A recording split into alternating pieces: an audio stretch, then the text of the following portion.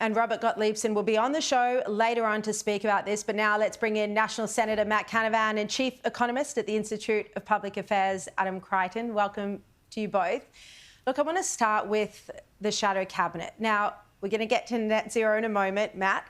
But Matt, you ran against David Littleproud for leader and you've chosen not to be in shadow cabinet. But your friend Barnaby Joyce, your colleague Michael McCormack were dumped. That's not the best decision to have experienced former leaders, to leave them on the backbench, is it? Yeah, look, Sharri, I'm probably going to disappoint you. I just don't really care too much about who's who in the zoo. It's never it's really not been who's who in the zoo. It's putting forward the best coalition team so that they can win against Anthony Albanese. Surely, Matt, you care about kicking the Albanese government out. And you need your best team to do that. I do care about that. I do care about that, Sharri. But just on that point, as a general rule, I'm just not so sure that the lineup of the shadow cabinet makes that much difference.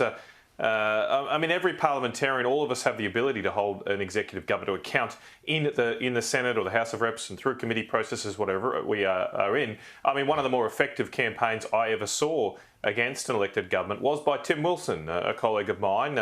Give him his due against the franking credits. Now, Tim wasn't a member of the shadow ministry when he did that work and took down effectively, or at least a big part of the government on that issue.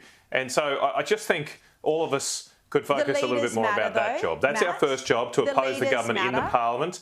It actually doesn't matter too much. Yeah, look, the leaders matter, that sort of stuff, but you know that's been done now. I support both leaders making the best deal of this they can. But yeah, who's in every particular portfolio? I'm not sure it's going to make that much difference at the election in a few years' time. Adam, would you agree that there are a lot of talented players left on the backbench, that this shadow cabinet hasn't been appointed based on merit in some cases? Well, look, Sharri, I think I'll probably disappoint you as well. I mean, I think you're being slightly harsh on Susan Lee. I mean, she's just appointed the people that she thinks will maximise her time in the job, like any leader does, whether they're Prime Minister or Leader of the Opposition. She's done that. Look, I agree, it's somewhat amusing that the number of women has dropped from 11 to 8 in the shadow ministry, but of course we're always listening to all this talk about, well, we always hear all this talk about the importance of women, but of course in reality it's just rhetoric. You know, I mean, neither side actually believes in it. One vote is one vote, whether you're male or female, and that's what informs the decisions of both the Prime Minister and the Leader of the Opposition. So look, there are some people, you know, there's lots of talented people in the Parliament. And, you know, I want the opposition to be a functioning and effective opposition, so I wish Susan Lee well.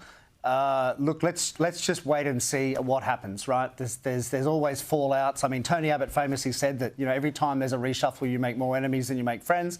But, you know, but she had to appoint a new shadow ministry, and she had to appoint one with her preferences, and that's what's happened. So let's just judge her by that. Kind of bothers me that not many men are coming out against the fact that four of the most senior coalition women have been dumped. Matt, surely you have a view on that. Well, look, I want a shadow ministry based on merit.